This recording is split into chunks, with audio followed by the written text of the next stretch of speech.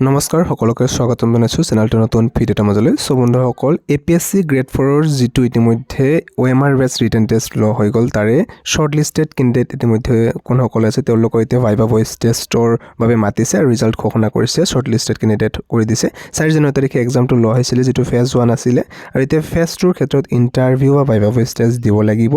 আৰু এই যে তলত দিয়া আছে আপোনালোকে দেখা পাই আছে এই কেইগৰাকী ক্যান্ডিডেটে সিলেক্ট হৈছে শৰ্ট লিষ্ট কৰা হৈছে অৰ্থাৎ এই কেইগৰাকী ক্যান্ডিডেট এতিয়া ভাইভা ভইচৰ বাবে যাব পাৰিব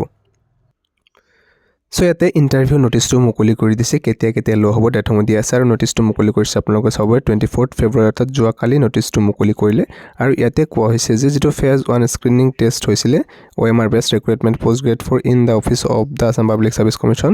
that the interview viva voice will be held ইয়াতে কৈছে 10 মাৰ্চৰ পৰা 18 মাৰ্চলৈকে লোৱা হ'ব ইয়াতে ভাইভা ভইচ টেষ্ট ইয়াতে ডেটটো দিয়া আছে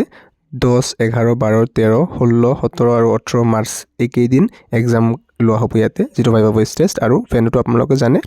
Assam public service commission Khanapara যেটো হেড অফিস আছে তাতে